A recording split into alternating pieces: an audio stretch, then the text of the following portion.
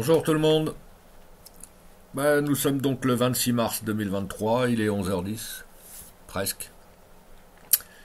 Et aujourd'hui, je vais vous parler du centre de configuration. Donc quand on le lance, on arrive sur cette page. Ici, vous pouvez choisir entre un thème sombre ou un thème clair.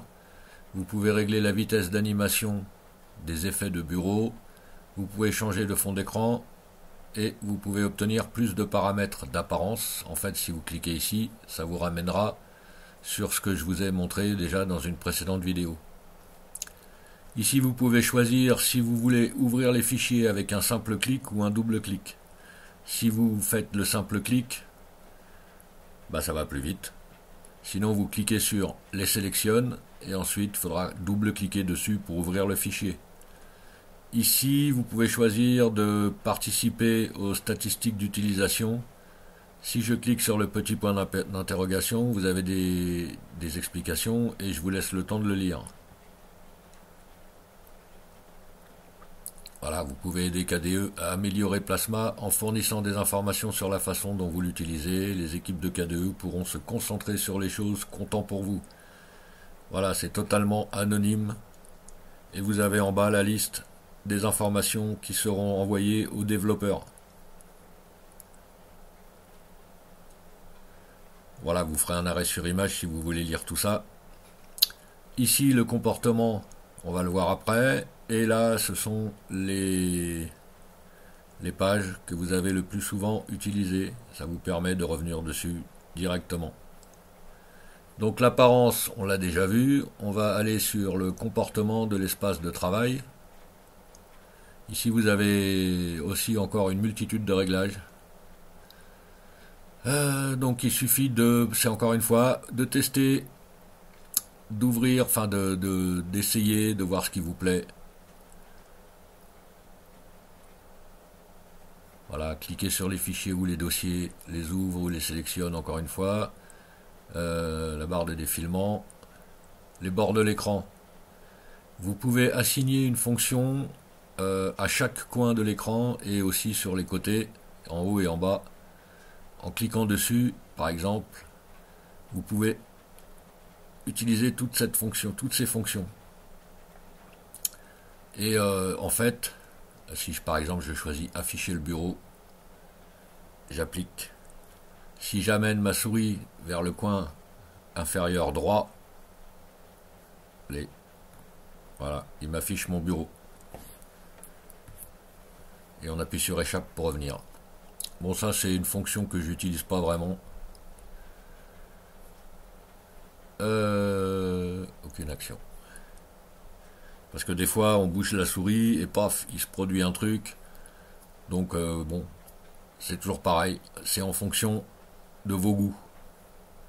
Les effets de bureau, bon, ce sont des effets, c'est du gadget, mais c'est joli. C'est joli. Par exemple, glisser ici. Si je réduis ma fenêtre et que j'en ouvre une autre, par exemple LibreOffice, je la réduis, supposons. Si je passe d'une fenêtre à l'autre, là on a LibreOffice qui est ici. Si je passe, voilà, ça glisse derrière. Bon, ce sont des petits effets visuels. Qu'est-ce qu'on a d'autre? Qu'est-ce qu'on a d'autre? Lampe magique par exemple. Si j'applique la lampe magique, quand je réduis une fenêtre, hop, elle se déforme un peu. Si je la ramène, hop, voilà. Donc c'est pas.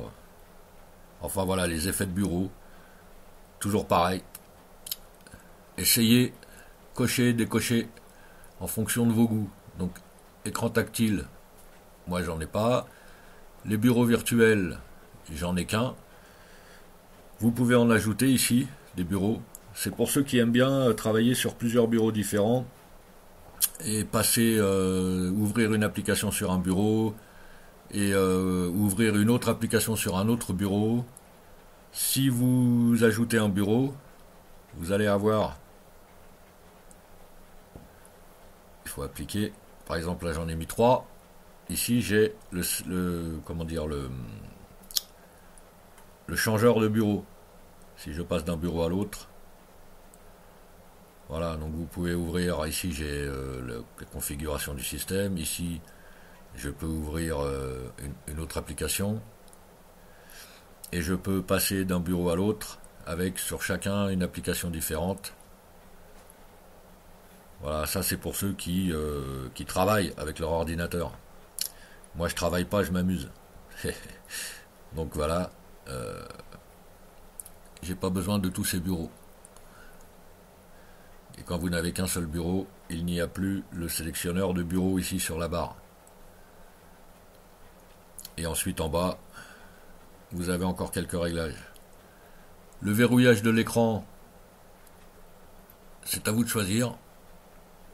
Si vous verrouillez l'écran automatiquement, par exemple, là, comme c'est proposé à partir de 14 minutes, lorsque vous voudrez revenir sur votre bureau pour l'utiliser, il vous demandera votre mot de passe, le mot de passe de la personne qui a créé le compte, qui a installé la distribution, ou alors, si vous êtes plusieurs à utiliser l'ordinateur et que chacun a un compte, ce sera donc le mot de passe de la personne qui utilisait l'ordinateur à ce moment-là. Voilà. Apparence, on peut encore changer de petits réglages. Autoriser le déverrouillage sans mot de passe, voilà, ça aussi vous pouvez pendant tant de secondes. Si vous dépassez le nombre de secondes indiqué, il faudra taper le mot de passe. La gestion des fenêtres. Donc ici on a énormément de réglages. Donc il faut bien, alors c'est pareil, encore une fois, toujours bien lire ce qui est écrit et faire des tests. Les actions de la barre de titre. Donc la barre de titre c'est ici. Si par exemple je réduis ma fenêtre, si je double-clique, voilà, vous voyez, double-clic, maximiser la fenêtre. Molette de la souris, ne rien faire. Et là, ici vous avez encore des réglages avec des menus déroulants. À vous de choisir. Le sélecteur de tâches, alors ça, je le laisse toujours comme il est, puisque ça fonctionne très bien. Les scripts pour Queen. Alors Queen, c'est ce qui permet d'avoir les effets de bureau et des tas de petites choses. On peut activer ces trois effets-là, sont déjà installés dans Kubuntu. Et vous pouvez encore en obtenir d'autres ici. Alors tiens, ça c'est en anglais. Get New Script. Voilà, vous pouvez encore télécharger et installer d'autres scripts. Là, malheureusement, c'est en anglais toujours, comme d'habitude. Et les règles de fenêtre, il n'y en a aucune, mais vous pouvez en créer vous-même. Ok. Et vous pouvez en importer ou en exporter. Par contre là, on ne peut pas en télécharger des nouvelles. Les raccourcis. Non, je veux pas. Les raccourcis, alors là, les raccourcis, c'est le petit problème. D'ailleurs, je pense que c'est dans tous les systèmes d'exploitation. On peut créer des raccourcis clavier pour aller plus vite. Encore faut-il tous se les rappeler. Et puis, sachant que le clavier ne comporte que 108 touches, je crois, un truc comme ça, bah, si vous avez... Il y a déjà des raccourcis clavier qui sont déjà configurés. Si vous essayez d'affecter un raccourci clavier à quelque chose, et que ce raccourci est déjà utilisé, il va vous dire ce raccourci est déjà utilisé. Donc il faut en trouver un autre. C'est compliqué de créer des raccourcis clavier. Et de plus, comme je vous l'ai dit, le clavier, il n'est pas extensible à l'infini, donc je pense qu'on ne doit pas pouvoir créer des raccourcis clavier pour tout. Et puis de toute façon, on n'arriverait pas à s'en souvenir. Donc, mais malgré tout, vous pouvez ici configurer des raccourcis clavier. Ici, raccourcis personnalisés, moi j'y touche pas non plus. Encore une fois, c'est à vous de voir, hein. Ici, nous avons démarrage et arrêt. Alors, l'écran de connexion, c'est justement lorsque vous, par exemple, l'écran se verrouille au bout de tant de minutes. Si vous devez retaper votre mot de passe, voilà, c'est donc une fenêtre avec un fond d'écran. Et au milieu, on a une zone de texte pour taper le mot de passe. Vous pouvez en télécharger des nouveaux, vous pouvez en installer à partir d'un fichier. Et ici, on peut régler le comportement.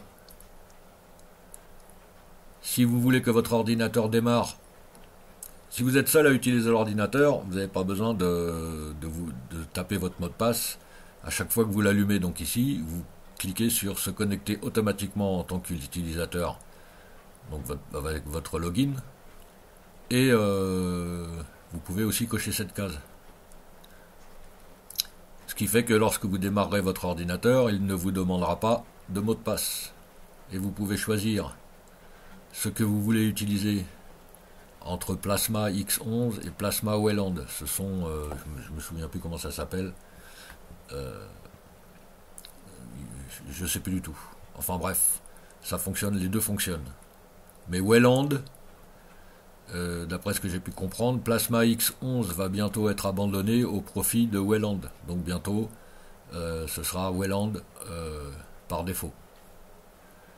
Le démarrage automatique, c'est si vous voulez qu'une application soit lancée automatiquement au démarrage de l'ordinateur. Vous pouvez ajouter une application.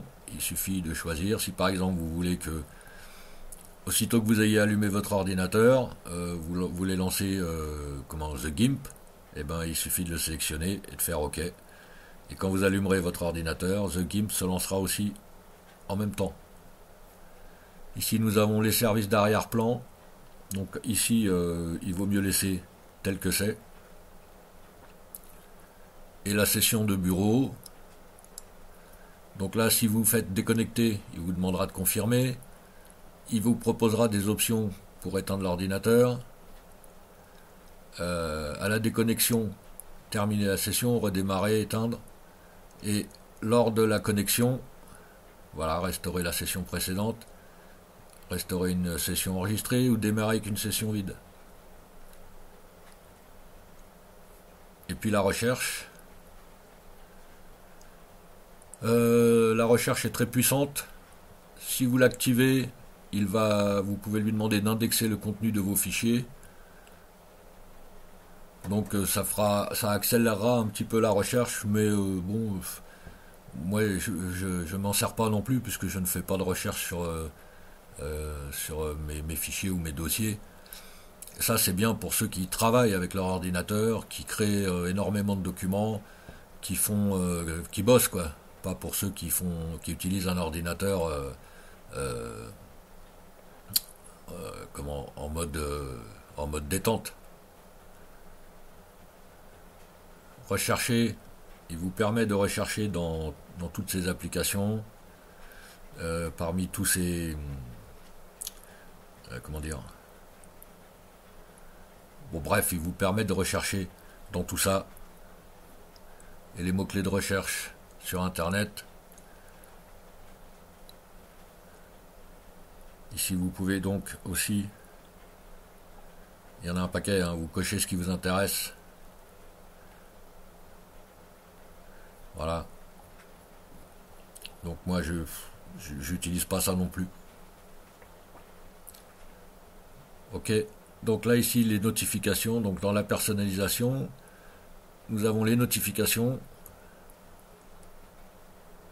autres notifications, ici nous avons le réglage des notifications,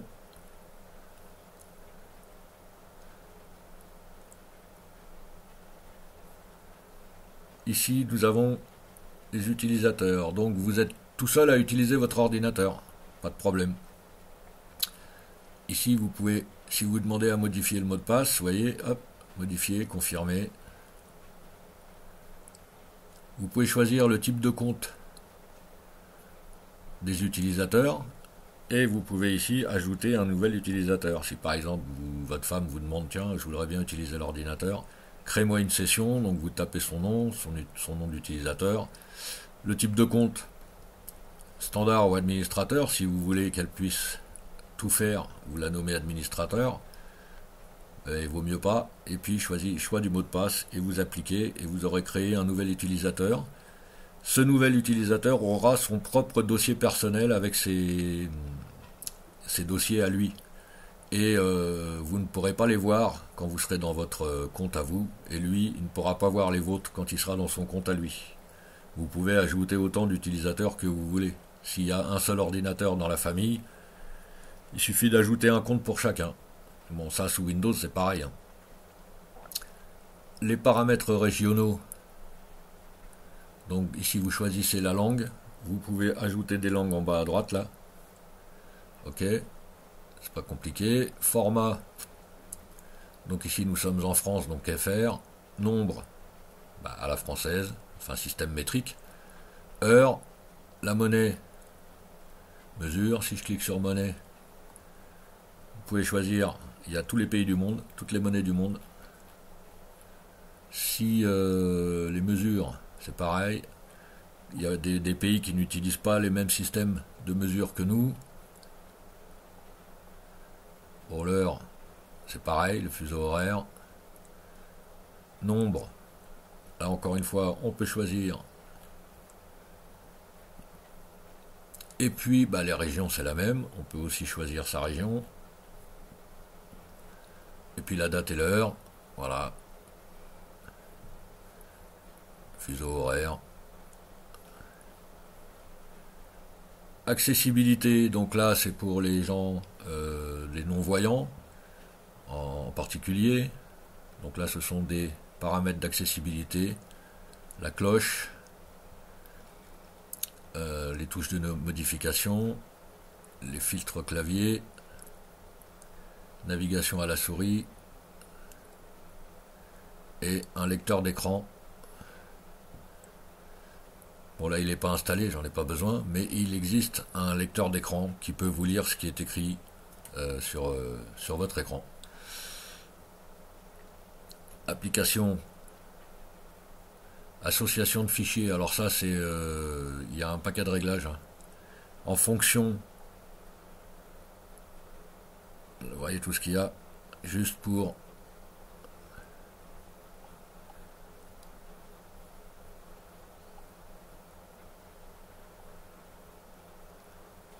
donc là on était dans les applications. Maintenant les audio, donc AC, AC3, vous voyez, MPEG, MPEG4. Et si vous cliquez sur un fichier, par exemple MPEG, MP3, MPGA, et ici vous pouvez choisir quel logiciel ouvrira le fichier par défaut. Donc si je clique sur un fichier MP3 par exemple, il va ouvrir automatiquement Clémentine. Si vous ne voulez pas que ce soit Clémentine et que vous préférez autre chose, il suffit de le monter, de le glisser en haut, plutôt d'utiliser les flèches là, monter, descendre, et ensuite toujours il faut appliquer en bas. Les emplacements, ce sont les chemins vers vos dossiers qui sont eux-mêmes dans votre dossier personnel. Là aussi vous pouvez modifier tout ça. Application par défaut,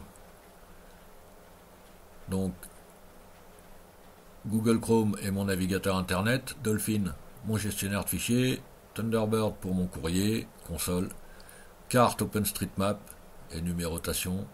Enfin voilà, vous pouvez choisir si vous voulez pas que ce soit Google Chrome et que vous préférez que ce soit Firefox par exemple, ou Opera ou un autre navigateur, il suffit de choisir ici. Pour le courrier électronique c'est pareil. Moi j'en ai qu'un installé, c'est Thunderbird. Je l'utilise depuis qu'il existe, je crois, depuis plus de 20 ans. Et j'ai toujours gardé Thunderbird. Et là, nous avons de quoi faire des diagnostics, envoyer des rapports à Canonical, donc c'est la société qui édite Ubuntu, Kubuntu. Et si vous avez un problème, vous pouvez cocher ici pour qu'il envoie un rapport automatiquement. Les comptes en ligne, je n'utilise pas, mais vous pouvez connecter vos comptes en ligne. Open Desktop, Onclude, Nextclude, Google. Et pour l'instant c'est tout. Le portefeuille de KDE, alors moi je le désactive, parce que ça c'est un peu emmerdant. Quand on est, encore une fois, quand on est tout seul à utiliser l'ordinateur, le portefeuille de KDE, c'est un truc qui enregistre vos mots de passe, mais le problème c'est que si par exemple Google Chrome par exemple, je sais pas pourquoi, quand vous lancez Google Chrome à chaque fois il vous demande de taper votre mot de passe. Alors c'est un peu rébarbatif, puis c'est emmerdant. Donc moi je n'utilise pas le sous-système de portefeuille, comme ça il ne me demande pas de mot de passe, je suis tout seul à utiliser l'ordinateur donc il n'y a pas de problème. Et le contrôle d'accès ici, mais il faut au préalable activer le gestionnaire de portefeuille. Ici nous avons retour des utilisateurs, donc ça c'est les informations qui sont envoyées, comme je vous ai montré tout à l'heure. Et vous pouvez ici faire des sauvegardes. Vous cochez la case Backup Enabled. Et vous pouvez, une fois que c'est coché, vous pouvez ajouter un nouveau plan de sauvegarde. Donc le type de sauvegarde, alors malheureusement c'est en anglais. Les sources, la destination, dans le système de fichiers, enfin, dans vos disques durs ou sur un stockage externe. Ici schedule c'est pour configurer une programmation de sauvegarde. Et là advanced, bon moi j'utilise pas ça.